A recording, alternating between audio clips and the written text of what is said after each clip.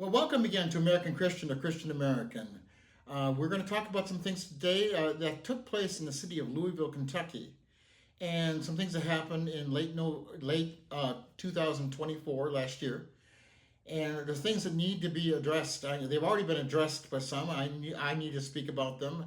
I have my own thoughts about it. I just think the more people who talk about these things, the better it can be, because it needs to be pointed out again and again and again.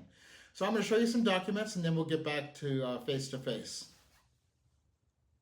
Okay, we're looking here at JCPS, which is Jefferson County Public Schools.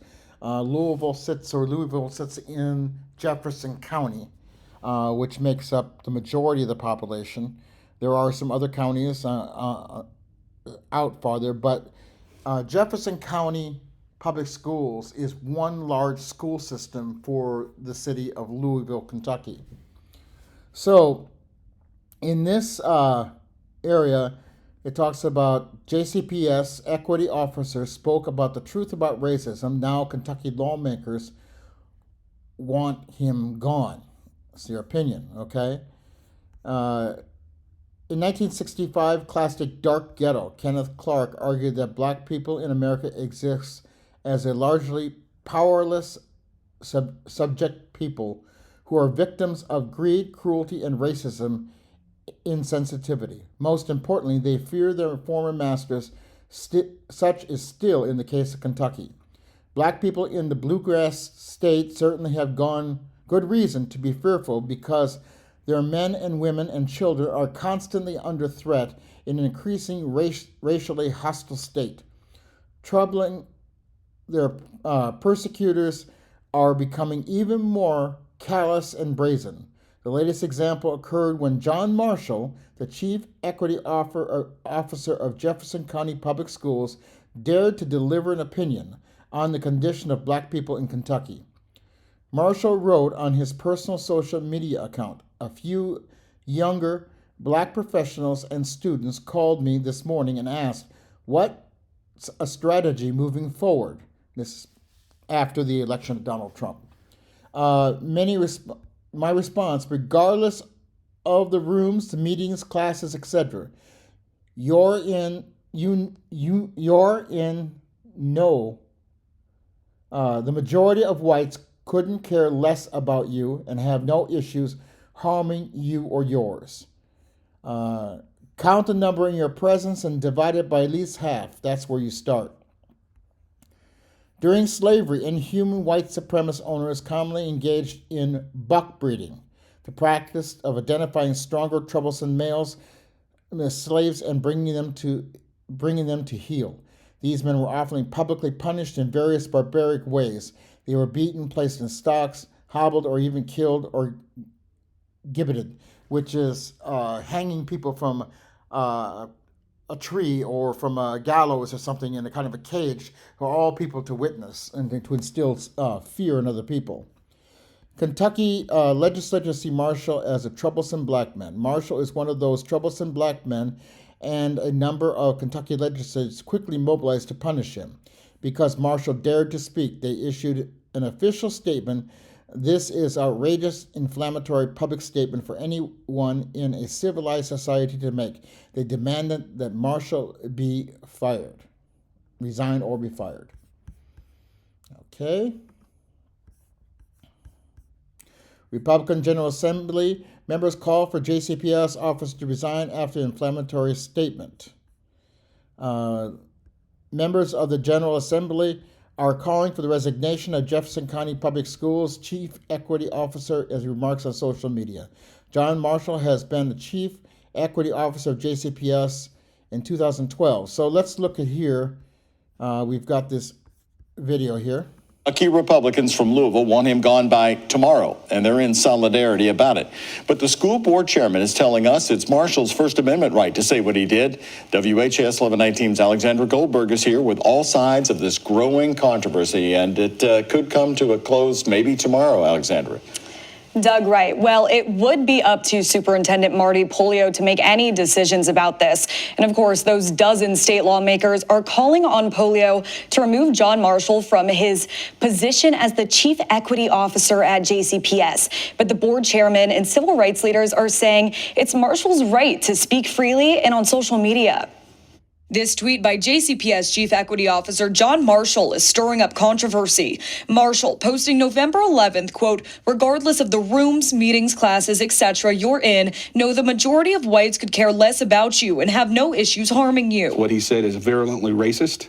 It instigates violence on behalf of students, and he needs to be gone before school starts tomorrow. The tweet is a really clear mirror for the GOP caucus and the way that many people see their policies, see their advocacy of unmitigated white supremacy. Louisville's Republican contingent wants Marshall out before the morning bell rings tomorrow. But prominent Louisville professor and columnist Dr. Ricky Jones says, don't you dare resign. This is what they try to do to black men in Kentucky who tell the truth. Representative Jason Nemes of Middletown disagrees. This particular comment made to students is disgusting. It's racist at the core.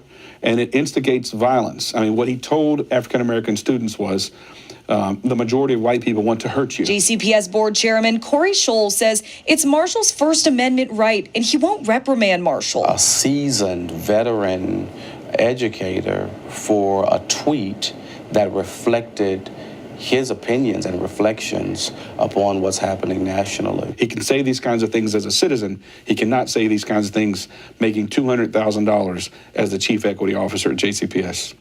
Remember his face. Scholl saying this is... Remember, we're going to talk about him. Remember that white man's face. And I'm white, okay? It's not about being white. It's about being racist. Remember his face. We're going to put a little bit more, then we'll talk some more face to face.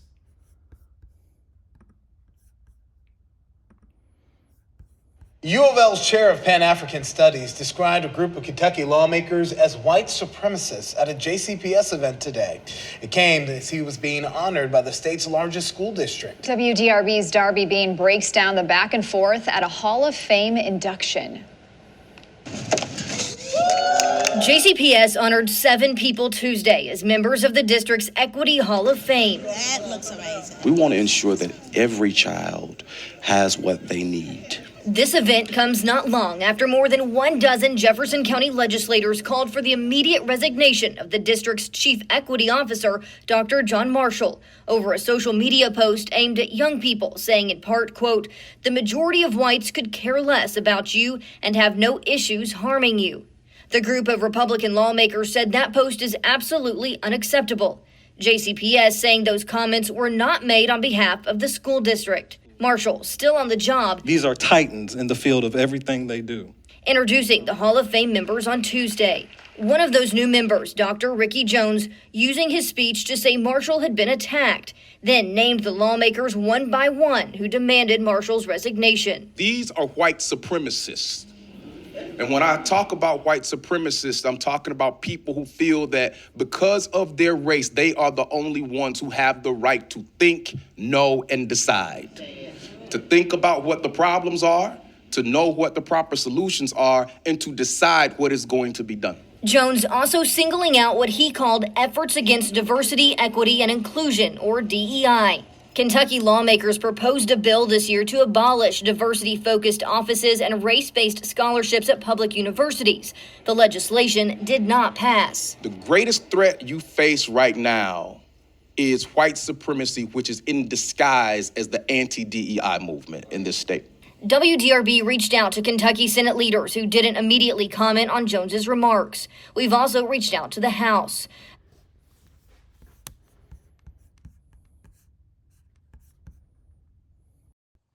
Okay, so we looked at those clips now. Like I said, remember that white man's face. You have to go back over, look at him again, and look at him again, because he is the face of racism.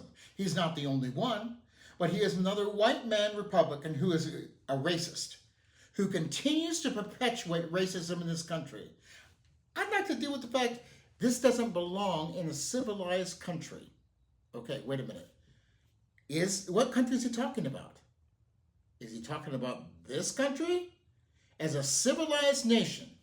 Well, let's see. The country was established by Europeans coming and taking the land away from Native Americans.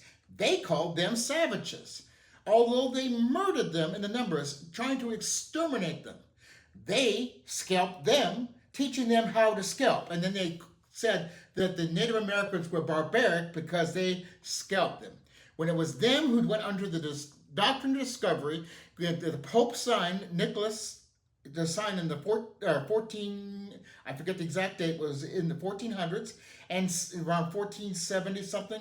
And he said that if the land is not owned by a Christian, you can take it. So that's what they did. And they murdered the inhabitants when they fought back. From the very beginning, they had slaves, which they brutalized. They killed them when they got out of line. The Second Amendment, they used that with a well-organized militia to murder slaves so they could keep other people in fear.